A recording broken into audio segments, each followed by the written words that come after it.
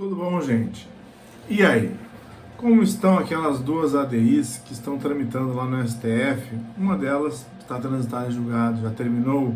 Estou falando, vamos lá, primeiro da ADI 792 e da ADI 793. A ADI 792 busca a inconstitucionalidade da Lei 13.954. Já a ADI 793 buscava a inconstitucionalidade da medida provisória 2215. Cada uma tinha os seus argumentos, alguns deles eram compartilhados. Isso pode afetar o resultado da votação da segunda ADI, porque tem um argumento importante que é comum às duas, e nós já sabemos o posicionamento do relator com relação a isso. Mas tudo isso a gente vai ver aqui no vídeo de hoje, inclusive a questão das pensionistas militares que foram levadas para dentro da ADI 79.2 pelo amicus curiae, o Dr. Alan Giovanni, tá? Então, a gente já falou disso, mas como é que estão essas ADIs, quais são os andamentos? O último passo que a gente tinha falado foi justamente o protocolo dessa petição do Dr. Alan Giovanni. Vamos lá, logo depois da vinheta, tá bom?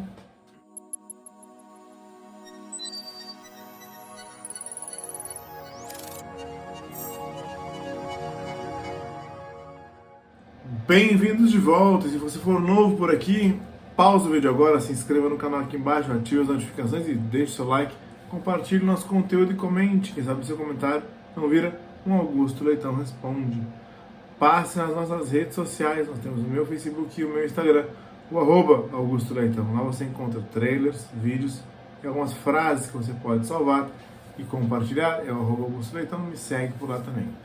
Conheça meu site, Augusto Leitão Advocacia, .com.br, e faça tudo isso que eu falei para que o YouTube entenda como relevante os nossos vídeos, como relevante o nosso conteúdo, e entregue ele sempre para você e para mais e mais pessoas. Nosso e-mail, atendimento@augustoleitãoadvocacia.com.br, para quem não pegou, atendimento@augustoleitãoadvocacia.com.br. Muito bem, gente. Vamos tratar aqui primeiro o andamento da ADI 792 e 793. Lembrando os objetos, a ADI 792 pretende afastar, declarar a inconstitucionalidade da Lei 13.954 ou completa por vícios de iniciativa ou pelo fato de a Lei 13.954 ter modificado os estatutos militares, entendendo que os estatutos militares seriam uma lei complementar e não uma lei ordinária. E mais, a ADI 793 pretendia o afastamento da medida provisória 2215, a declaração de inconstitucionalidade da medida provisória 2215, com argumentos similares, também dizendo que a medida provisória 2215 alterou os estatutos militares e ele não poderia ser alterado por medida provisória se ele é uma lei complementar. Também se fala em invasão de um poder pelo outro, o Poder Executivo teria invadido o Poder Legislativo ao praticamente legislar por medida provisória durante tanto tempo.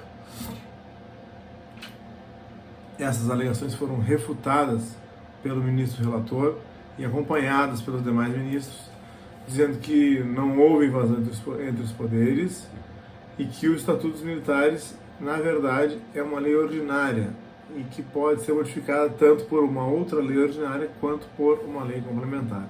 E essa decisão transitou em julgado. Estou falando da ADI 793, que pretendia a inconstitucionalidade da medida provisória 2215. Deixa eu ver para vocês aqui o último andamento da 793. Está aqui. A ação foi julgada improcedente em 17 de dezembro de 2022. Transitou em julgado em 14 de fevereiro de 2023, tá? Então, infelizmente, essa ação não prosperou, porque poderia ter atingido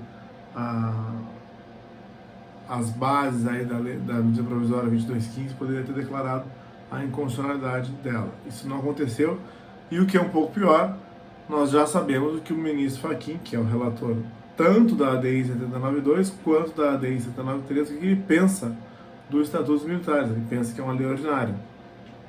Então já cai por terra o principal argumento para afastar integralmente a lei 13.954 a título de inconstitucionalidade.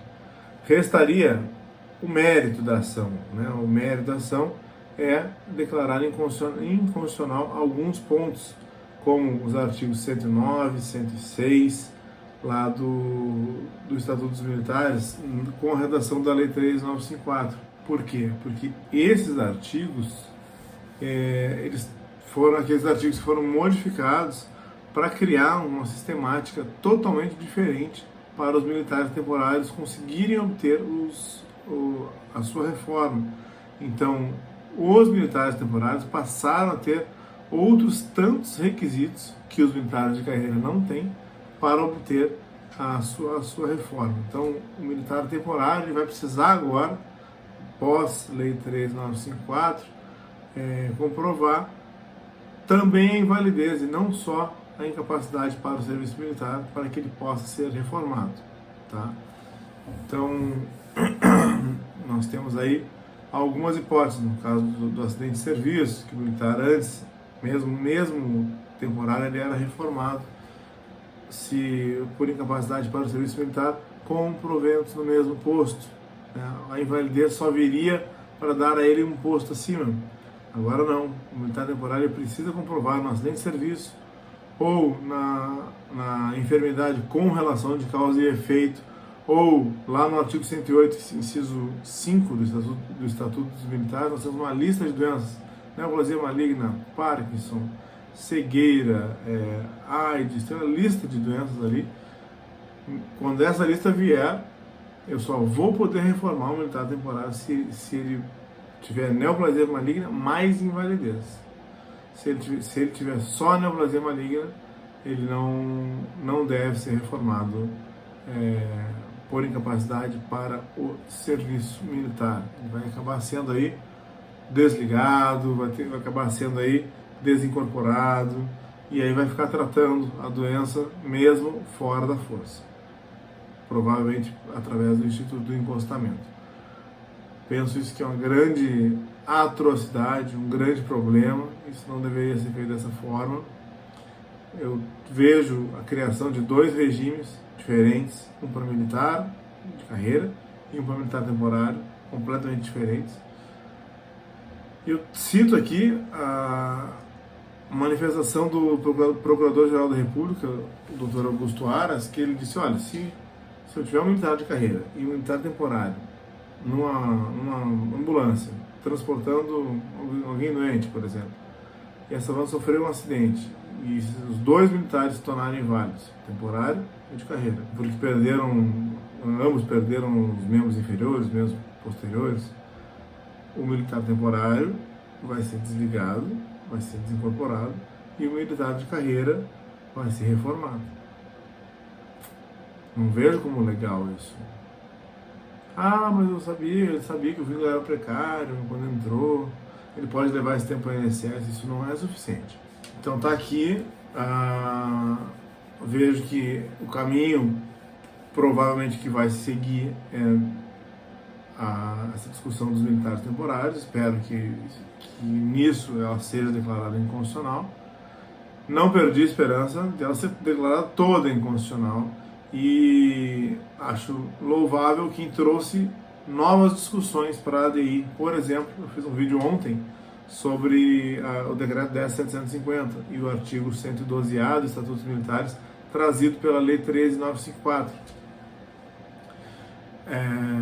Temos petições na ADI 7092 dizendo que esses temas precisam ser abordados, que não basta declarar inconstitucional lá o 106, o 109, o 107, se eu não mexer no encostamento, se eu não mexer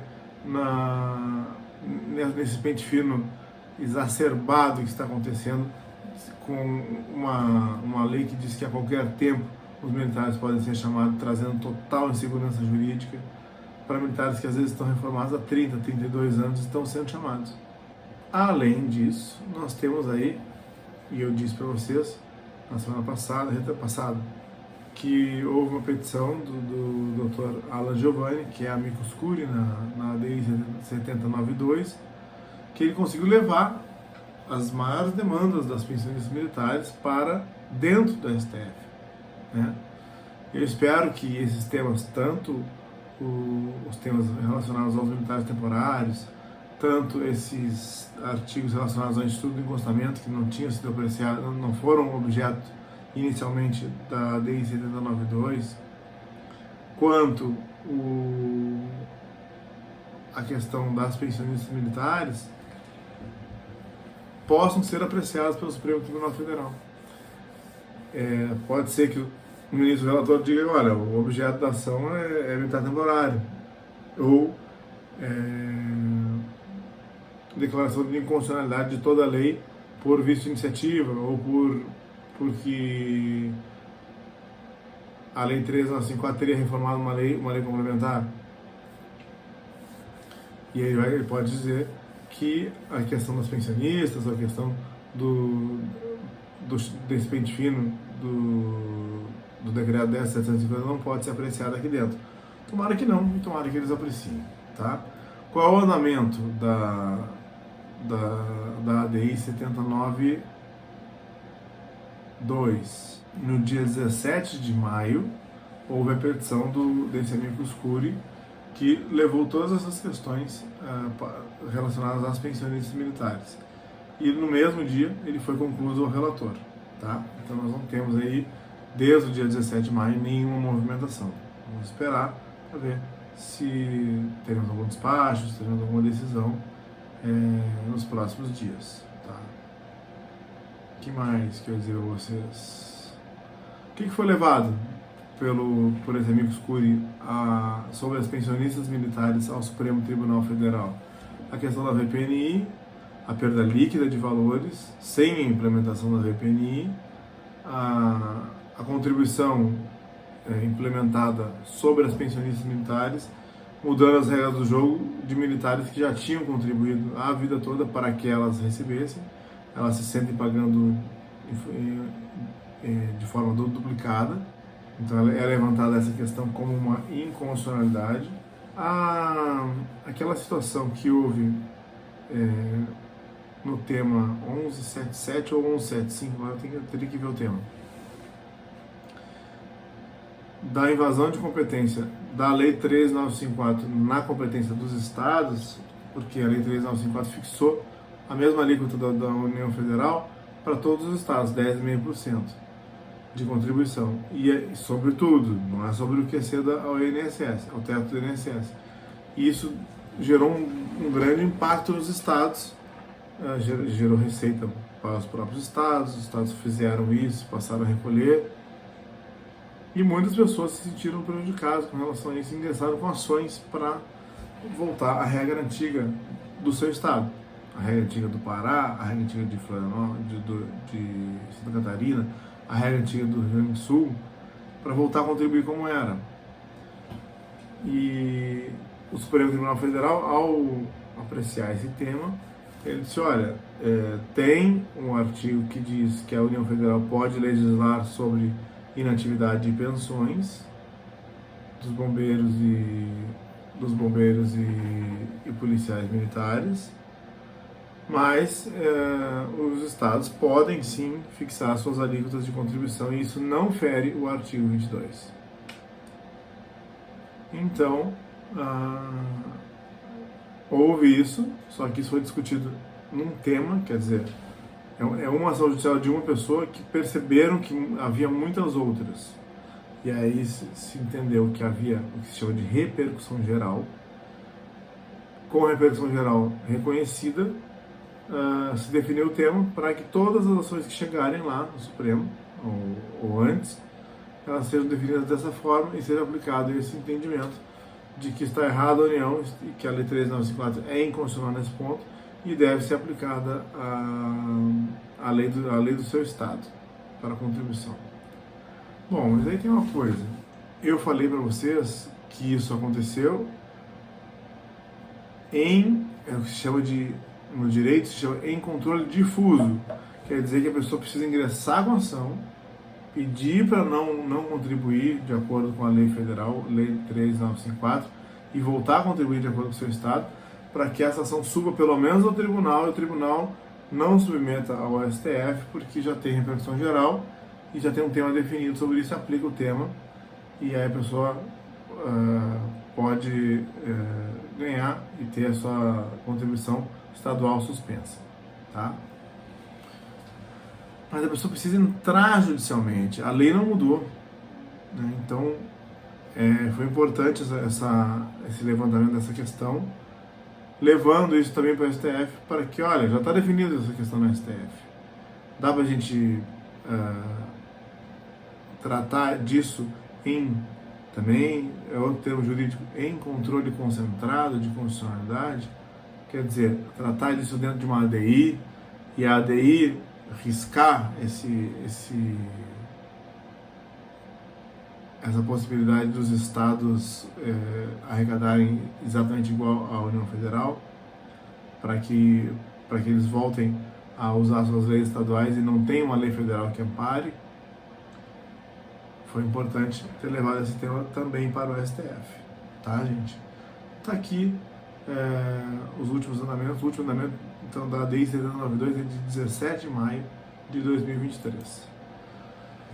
Senhoras e senhores, foi um prazer ter estado aqui com vocês. Queria, antes de encerrar, deixar o nosso e-mail, atendimento@augustoleitoadvocacia.com.br, para quem não pegou, atendimento@augustoleitoadvocacia.com.br.